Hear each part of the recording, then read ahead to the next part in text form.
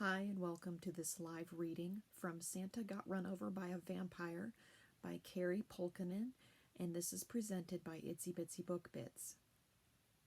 Chapter 1. You killed Santa! Gaston's mouth fell open as he stared at the strange man lying in the dirt. No! Jane shook her head and slammed the car door shut before creeping toward the body. City Park was eerily quiet, not a soul in sight to witness the whoopsie she'd just committed, yet another benefit of existing under the cover of night. Who said vampires were damned? I killed someone, yeah, but Santa isn't real. She toed the man's shoulder with her boot, but he didn't move. Sure, he had white hair and a beard. He was a big guy, and hell, he looked like he might have been a jolly dude, but Santa? Come on. It was a week before Christmas. What the hell would Santa Claus be doing in New Orleans? Anyway, Santa was nothing more than a ploy made up by parents to finally get their kids to behave for at least a month out of the year. Jane knew this because it was the only thing that worked on her when she was little.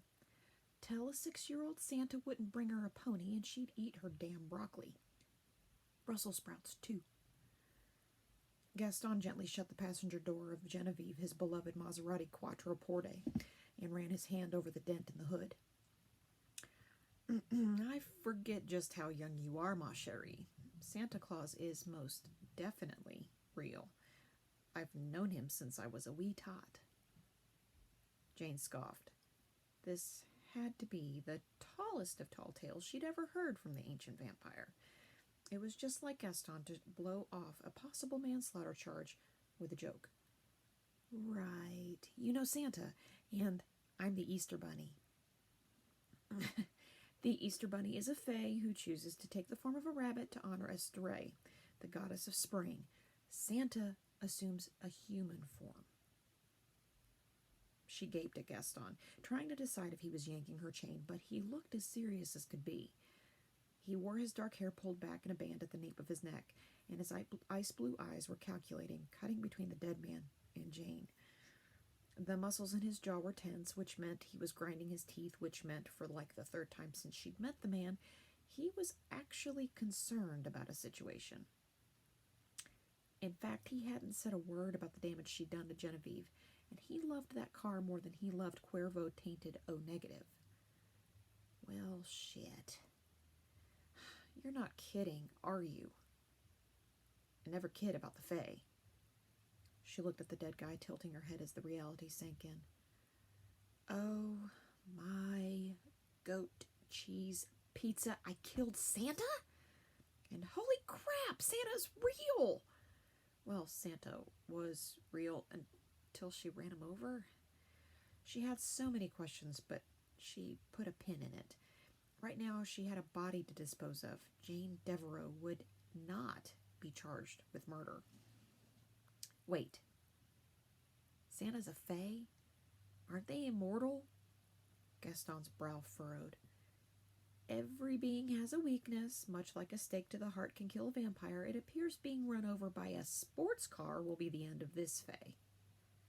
The man groaned, and a strange bubbling sound emanated from his throat. Jane's pulse sprinted as she kneeled by his side. Did you hear that, Gaston? He's not dead.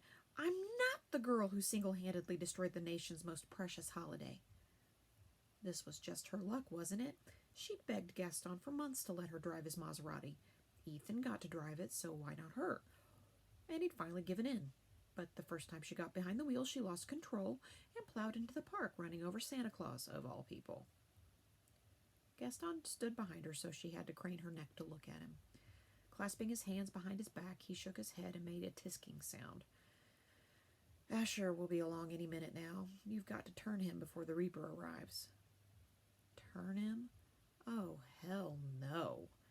Not so fast, Lestat. He might live. And she was not sinking her fangs into Santa's neck. The dial on her moral compass might have shifted a bit since she became a vampire, but to turn the man who brought joy to millions of children around the world into a creature of the night? That sounded like the makings of a horror movie. Use your senses, young one, he snapped. You can feel his imminent death if you'll focus for a devil-damned minute. Hey, I just found out Santa Claus is real and that I almost killed him. Cut me some slack, old man. She rested a hand on Santa's chest. He was breathing, but barely. And how can I feel his death coming on? I'm not a necromancer. Gaston rolled his eyes. Before the supernatural world order came into power and created our laws, vampires killed their victims.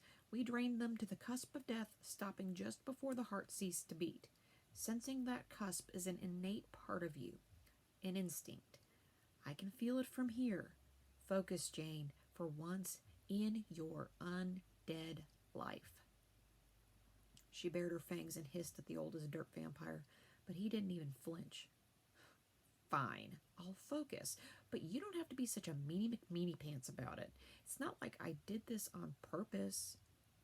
Why did it feel like she'd just been assigned Tim Allen's role in a darker version of the Santa Claus? Whatever happened, she was sure as shit not putting on this guy's coat. Pressing her lips together, she stared at the Fae's waning green aura and relaxed her mind. The moment she stopped her thoughts, her body recoiled. Sure enough, her instinct told her this guy wasn't just caroling at death's door. He'd picked the lock and was about to step inside. What are we gonna do? We can't just let Santa die. She rose to her feet and dusted the dirt from her jeans. Oh, I know. We can call the necromancer Jasmine. Once he passes, she can grab his soul and shove it back inside his body. He'll at least last long enough to do his thing on Christmas Eve, right? Then the elves can elect a new Santa? A zombie cannot perform his duties, and the Fae cannot elect a new Santa. You must turn him, or there will be hell to pay. She chewed her bottom lip and stared at her victim. I don't want to be the gal who ruins the holiday, but I can't sire Santa Claus. He's all light and joy. I can't turn him into a nightmare before Christmas. Ruins the holiday. Gaston looked at her like she had a second set of fangs growing from her gums. Christmas will be the least of our worries. This man is the ruler of all Fae. Their king. If you don't turn him, not only will you be charged with murder before the SWO, and staked, I might add, but you'll start a war between the Fae and the vampire. He clenched her shoulders and turned her towards Santa. Now, get down there and make him undead before he's really dead. Satan's balls. Why does every little mistake a soup makes become the harbinger of war? Gaston crossed his arms. This mistake was not little, but you can remedy it. But if I turn him, he'll be a vampire, not a Fae. Will they even still accept him? He'll be a hybrid, which is better than dead. We'll deal with the ramifications once his transformation is complete, but you are running out of time. Turn him now, Jane. She fisted her trembling hands and gazed at the mess she'd made. Leave it to Jane Devereaux to find out Santa is real and he's the ruler of the Fae, and then kill him all in the same night. I can't be a sire. He's way too important. I'm a newbie vampire. You should do it. You've sired people before, so you know what you're doing. I'm not the one who ran him over. This is your problem, ma chérie. You must take responsibility for your actions. She growled low in her throat and kneeled next to the dying St. Nick. If Ethan were here, he'd do it. I'd expect nothing less from him. He's your husband. I am not. But you're my grandpa, right? Kinda? That's gotta count for something. I sired your sire. If I am your grandfather, that would make Ethan your father. Are you sure you want to tread down that path? Ew. Yeah, that's a kink I could never get into. Let's not go there. Though vampires didn't actually need oxygen, she sucked in a deep breath to steel herself. Okay, I can do this. Today will go down in history as the day Jane Devereaux saved Christmas. After she nearly ruined it. Whatever. She leaned down and bit into Santa's neck. Absorb his essence as you drink, Gaston said, and use your magic to form a connection with him. She only managed 2 sips of blood, and she hoped to Hades that was enough because, damn. Ugh, he tastes like saltwater taffy, peppermint, and Coke Zero with an extra heaping of high fructose corn syrup. He's a sugar fae, so that makes sense. Their entire diet consists only of sweets. Did you feel the connection form? She wiped her mouth with the back of her hand and scraped her tongue across her top teeth, trying to get rid of the saccharine flavor. I think so. Good. Now bite your wrist and get your blood into his mouth quickly. You're running out of time. She sank her fangs into her arm and squeezed with her other hand. Vampire blood was as gooey as molasses, so she had to force herself to bleed. Once the thick drop pooled on her skin, she pressed her wrist to Santa's mouth. He didn't respond. He's not drinking. She rubbed her wrist over his lips, staining his pristine white mustache and beard. Oops. Give it time. Gaston loomed behind her, his tension rolling off him in waves, which made Jane even more nervous about what she was doing. Damning Father fucking Christmas to darkness. Satan's balls on a silver platter. She was in way over her head now. Santa's bloodshot eyes flew open, and he latched onto her wrist, sucking like a Hoover on overdrive. Ouch! That's enough, Gaston said. He'll drain you if you allow it. Jane pried her arm away, and Santa's wounds healed in seconds. He sat up, rubbing his head until his gaze locked on her. Ho, ho, hello. What do you want for Christmas, young lady? He held up a finger before she could answer. Wait, don't tell me. Jane Devereaux, your Christmas wish is to have your father accept you for who you are. That's not a gift I can give, I'm afraid. How about a pony instead? Jane's eyes widened, her mouth falling slack as Santa stiffened and fell backward into the dirt. What the? How did he? She was speechless, and Jane Devereaux was never speechless. Her dad was coming to New Orleans for Christmas. It would be the first time he'd visited her new home, the first time he would meet Ethan. It would also be the first time she told him she was a vampire and that she was married. And Santa knew. Holy Christmas cookies! Gaston paced toward Santa's head and slid his arms beneath his shoulders. Grab his feet. We'll put him in the back seat and take him home. The death sleep will keep him under until sunset tomorrow. Jane blinked and scrambled to her feet to help Gaston get her new charge into the car. Though he was as bulky as a grizzly bear, their vampire strength made lifting him a breeze. Actually getting him into the back seat was another story. Jane climbed in first, dragging him by the boots, which were not fur-lined like she'd expected. One of them came off in her hands, revealing a green sock with an image of whom she hoped was Mrs. Claus wearing a red corset and thong, posed like a pin-up girl. He wore jeans and a blue flannel shirt with motorcycle boots and a leather jacket. As she took in his outfit, she realized his pants were undone, only half his shirt tucked in the front. Why was Santa Claus standing by a tree near the edge of City Park anyway? Surely he wasn't... She lifted the untucked edge of his flannel and dropped it like it was made of pure hellfire. Oh, man. He was taking a piss against the tree when I hit him. She just had to look, didn't she? Now she'd seen Santa's Yule log, and that was a sight she couldn't unsee, no matter how badly she wanted to.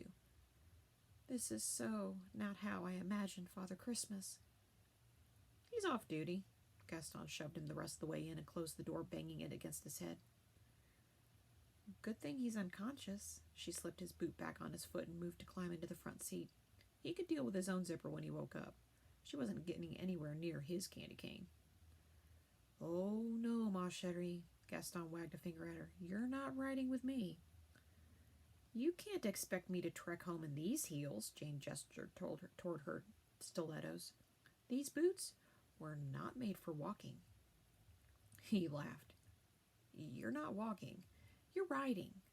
He jerked his head toward a big black Harley-Davidson parked near the spot where Santa had lain. What in hell's name? That wasn't there before. She crept toward the bike, and it rolled backward almost as if it were shy. It had a wide leather seat and a black satin finish on the engine parts. Not too flashy, but the sucker looked faster than a vampire on his way to an all-you-can-drink blood buffet. Is it a magical motorcycle or something? Or something. I'll drive Genevieve. You ride Blitzen home. He named his bike after a reindeer? She glanced at the side of the gas tank, and sure enough, the name Blitzen was scrawled across it in bright red paint. There's a problem with your plan, man. I don't know how to ride a motorcycle. And it wasn't something she could learn in 15 minutes, especially when this machine seemed almost alive. Gaston arched a brow. You can ride a horse, can you not? Well, duh. I'm a Texas girl, raised on a ranch before my dad became governor. Blitzen should be no different. He opened the driver's side door. I've got news for you, Louie. Motorcycles and horses are not the same. You may need to find your meals somewhere other than Bourbon Street for a while. I think the alcohol is affecting your brain. Sadly, I'm way too sober at the moment, and I'm surprised you can't see through the glamour. Try touching it. Touching the motorcycle? Touching Blitzen. Okay. She reached a hand toward the bike and stroked the handlebar. But it didn't feel like cool steel. Instead, it was warm and... Was that fur? She blinked, and the magic-cloaking Blitzen slipped away, revealing an honest-to-goat cheese reindeer, antlers, and everything. Whoa! Blitzen blew a puff of air through his nose and stamped his hoof, looking none too happy that she'd just flattened his owner. Hey, boy, she rubbed his velvety nose. I'm sorry about hitting Santa. He's going to be okay, though. I hope. You want to come home with us and we'll get you something to eat? The reindeer grunted, which Jane took as a yes, so she texted Ethan. Meet us at Gaston's and bring carrots. Lots of carrots. He replied with a thumbs-up emoji, and she grinned. Her husband had learned long ago not to question her weirdness, but boy, did she have some explaining to do. To Ethan, and then to the magistrate tomorrow night. Wouldn't that be a hoot and a half? Or possibly a death sentence, but she wouldn't worry about that right now. She was about to ride a freaking